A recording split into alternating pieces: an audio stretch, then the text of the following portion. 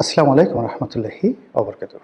সম্মানিত দর্শক, বাংলাদেশের সাবেক পররাষ্ট্রমন্ত্রী ডক্টর মোমেন তার একটি সাক্ষাৎকার দেখলাম। বেশ হাসি খুশি, প্রাণোচ্ছল এবং অনেকটা আশাবাদী প্রকৃতির মানুষ তিনি।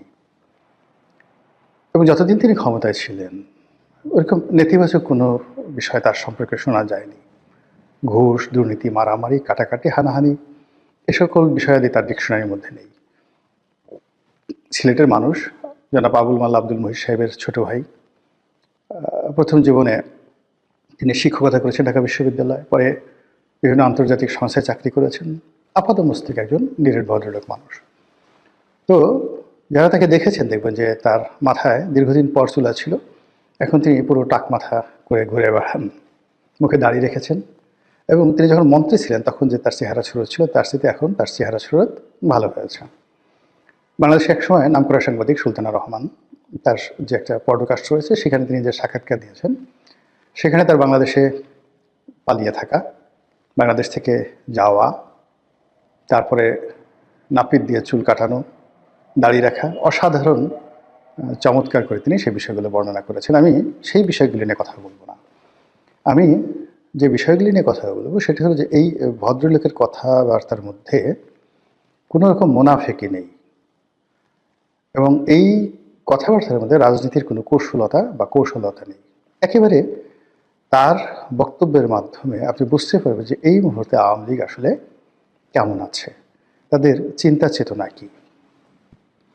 অন্যান্য যারা ধরেন জাহাঙ্গীর কবির নানক আছেন বা অন্যান্য যে সকল নেতৃবৃন্দ রয়েছেন, বাহাদুর নাসিম, তাদের অলমোস্ট সব কথাগুলোই পলিটিক্যাল, রাজনীতির মার্ক আছে। কিন্তু মোমেন সাহেবের কথা আগে যেভাবে সোজা সাপটা ছিল, এখন আরও সহজ সরল বা সোজা সাপটা হয়ে গেছে। তিনি নিজেই বলছিলেন যে তিনি সহজ সরল প্রকৃতির মানুষ। তিনি বাংলাদেশে অনেক দিন পালিয়েছিলেন এই কারণে যে তার একটা আত্মবিশ্বাস ছিল যে যেহেতু তিনি কোনো অন্যায় করেননি, কর্মজীবনে কাউকে মারেননি, কারো বিরুদ্ধে একটা মামলা করেননি, কাজেই তিনি কেন পালাবেন।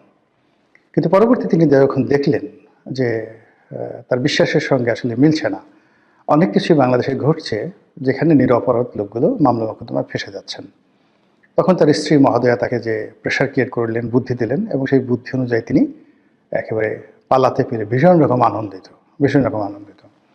তো যেটা আলোচনা করব আজকের এই ভিডিওতে, তিনি তার সেই সাক্ষাৎকারে একটি জায়গাতে বলেছেন যে ডক্টর মোহাম্মদ ইউনূসের উচিত খুব দ্রুত বাংলাদেশ থেকে চলে যাওয়া এবং একটি তত্ত্বাবধায়ক সরকারের হাতে ক্ষমতা দিয়ে। এই এলো একটা ঘটনা। দ্বিতীয় ঘটনা, তিনি বলেছেন যে এখন নির্বাচন হলে যে কোনোভাবে নির্বাচন হোক না কেন, সেই নির্বাচনে আওয়ামী লীগ বিজয়ী হবে। আর আওয়ামী লীগ যদি বিজয়ী হয় তাহলে তো ডক্টর মোহাম্মদ ইউনূস যেতে পারবে না। আওয়ামী লীগের যারা লোকজন আছে তারা তাকে পিটুনি দেবে, ওই আগের মতো তারা তাকে পিটুনি দেবে।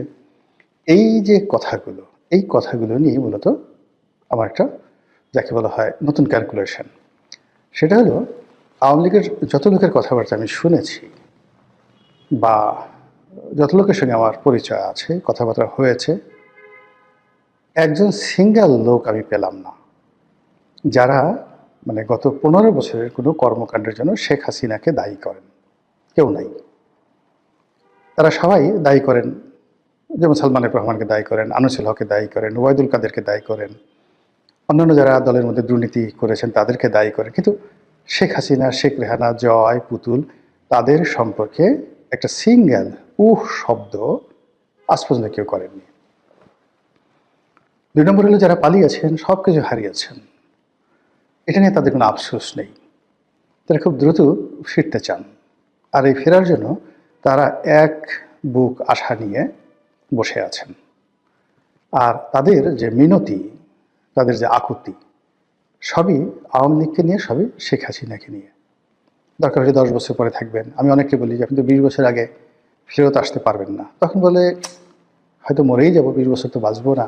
কিন্তু তাই বলে একবারও শেখ হাসিনাকে, বঙ্গবন্ধুকে, আওয়ামী লীগকে গালি দিয়েছে এরকম কোনো লোককে আমি এখন পর্যন্ত পাইনি। This is very significant. যারা আওয়ামী লীগের বিরুদ্ধে, যাকে বলা হয় ন্যারেটিভ দাঁড়া করাতে চাচ্ছেন, যারা আওয়ামী লীগের বিরুদ্ধে রাজনীতি করতে চাচ্ছেন, তাদের জন্য এটা একটা হুঁশিয়ারি শব্দ যে একটা একক নেতৃত্বের প্রতি কোনো রকম গ্রুপিং ছাড়া, কোনো রকম বিকল্প ছাড়া পুরো 35% আওয়ামী লীগের যারা ভোটার আছে তারা তাদের দেহ, মন, মানসিকতা, চিন্তা চেতনা শেখ হাসিনা, শেখ রেহানা, জয়, পুতুল এই পরিবারের উপর তারা নিবদ্ধ করে রেখেছেন, যেটি বিএনপির ক্ষেত্রে হয়নি। বিএনপির বহু মানুষ যারা বেগম জিয়াকে ভালোবাসতেন তারেক রহমান সাহেবকে ভালোবাসতেন না, যারা তারেক রহমান সাহেবকে ভালোবাসতেন তারা বেগম জিয়াকে বা তার লোকজনকে ভালোবাসতেন না। আবার তারেক রহমান সাহেবের সঙ্গে যাদের বনিবনা হতো না তারা ক্ষমতার জন্য, পদ পদবীর জন্য সামনে থাকতেন বা আছেন, কিন্তু পেছনে পেছনে কটূক্তি করতে ছাড়তেন না। কিন্তু সেটা আওয়ামী লীগের লোকদের মধ্যে দেখা যাচ্ছে না।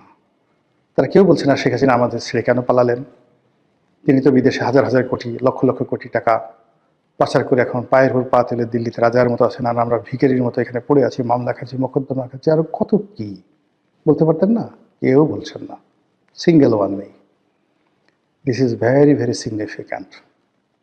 থার্ডলি হলো যে শেখ হাসিনার দৃঢ়তা, আপনি এটিকে কনস্ট্যান্ট বলতে পারেন ইংরেজিতে, এবং কনসিস্টেন্সি, মানে তিনি যে কথাগুলো বলছেন সেই কথার উপরে তিনি স্থির আছেন, ফ্লাকচুয়েট করছেন না। আর যে কথাগুলো বলছেন ধারাবাহিকভাবে, কনসিস্টেন্সলি যেটিকে বলা হয়, ধারাবাহিকভাবে একই কথা বলে যাচ্ছেন।